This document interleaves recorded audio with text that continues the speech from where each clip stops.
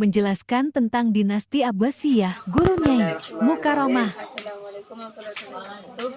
Saya dari kelompok 6 ingin mempresentasikan tentang kemajuan Islam pada masa Bani Abbasiyah.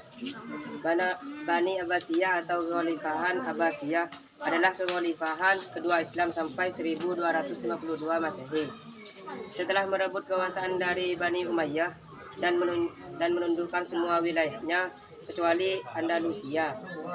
Nama Abbasiyah merujuk kepada keturunan dari paman Nabi Muhammad SAW yang termuda yaitu Abbas bin Abdul Muthalib, sehingga mereka juga termasuk ke dalam Bani Hashim. Bani Abbasiyah mencapai puncak kejayaan pada masa pemerintahan Sultan Harun al-Rasyid dan putranya Al-Ma'mun. Pada masa Harun al-Rasyid, Baghdad mulai menjadi pusat keberadaban dunia dengan tingkat kemakmuran dan peran internasional yang luar biasa, sedangkan kemajuan keilmuan di Baghdad mencapai puncaknya pada Al-Ma'mun dengan didirikannya Baitul Hikmah sebagai pusat perpustakaan dan kajian keilmuan. Kemajuan Islam pada masa Bani Abbasiyah. 1.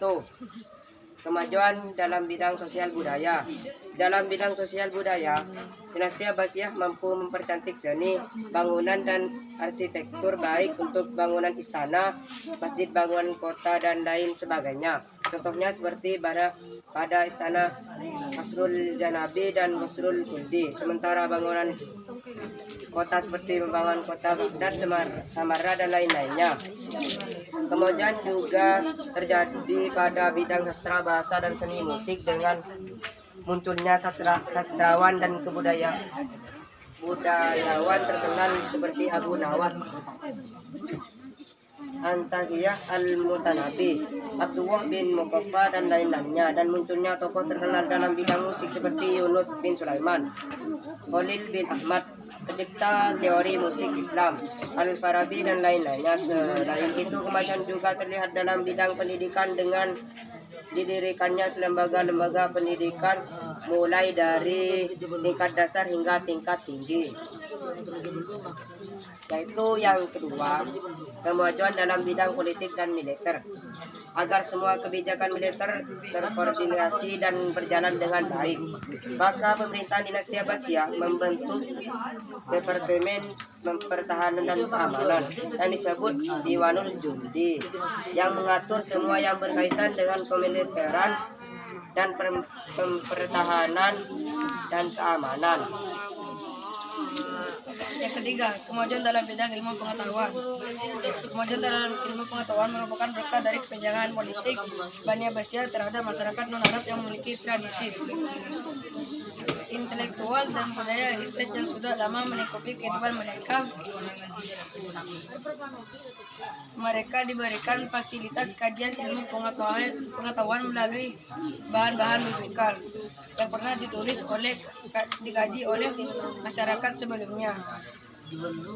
Dari kebijakan ini muncullah banyak ahli dalam ilmu pengetahuan seperti filsafat, sejarah, ilmu bumi, astronomi, kedokteran dan lainnya.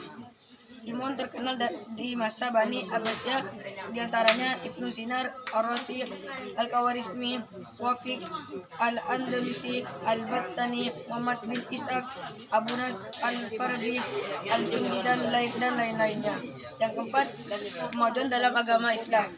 Kemajuan dalam bidang ilmu agama terkait erat dengan peran serta para ulama dan pemerintah yang memberi dukungan kuat, baik dukungan moral, material dan finansial kepada para ulama.